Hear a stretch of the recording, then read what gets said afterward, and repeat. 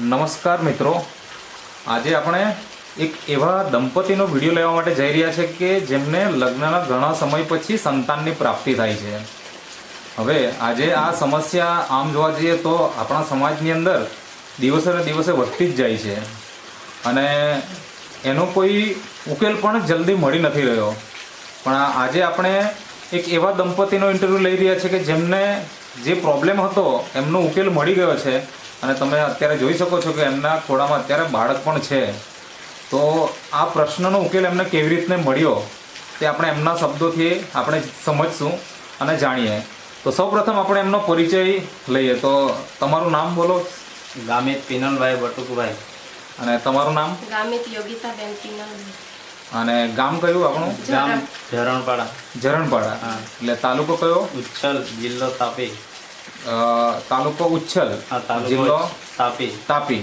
Okay, એટલે આ સોનગઢનો વિસ્તાર કહેવાય, બરાબર ને? અચ્છા, ઉચ્છલમાં.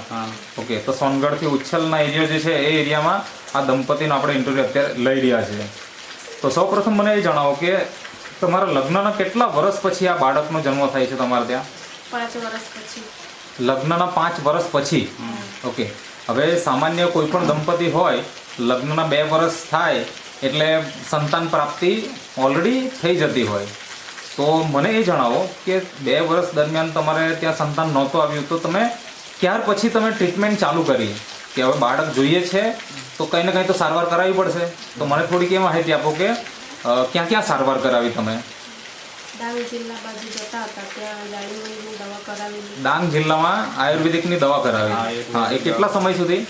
6 મહિના ઉપર થઈ ગયું. 6 મહિના. 6 મહિના. તો ત્યાં મતલબ શું થયું પછી? એટલે રિઝલ્ટ આમ તૈયાર ન મળ્યું અમને રિઝલ્ટ. ઓકે. આયુર્વેદિક દવા મેં લીધી છતાં પણ રિઝલ્ટ ન મળ્યું. પછી અમે અહીંયા વ્યારા સામર્થ હોસ્પિટલમાં ગયા હતા. ત્યાં અમે ગયા ત્યારે મેડમે કીધું કે સ્ત્રી બીજ બનતું નથી. બનતું છે પણ નાનું એમ ઓછું છે. નાનું છે એવું કહેતા હતા અમને. ને બીજું તો એ લોકો એવું કીધું કે માસિક રેગ્યુલર નથી તો સૌપ્રથમ તો પહેલા અમને કોર્સ પૂરો કરવો પડશે 6 મહિનાનો.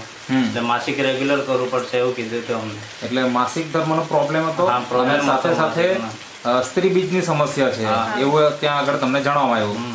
તેમના હિસાબે ટ્રીટમેન્ટ પણ તમને આપી હશે. તો કેટલા મહિના સુધી તમે ટ્રીટમેન્ટ કરી? 3 મહિના. 3 મહિના સુધી. તો એનું પરિણામ શું આવ્યું? કઈ નહીં, રિઝલ્ટ કઈ નહીં. પછી તમે બંધ કરી દીધું 3 મહિના પછી ટ્રીટમેન્ટ? પછી બંધ કરી. પછી ત્યાર પછી કોઈ જગ્યાએ?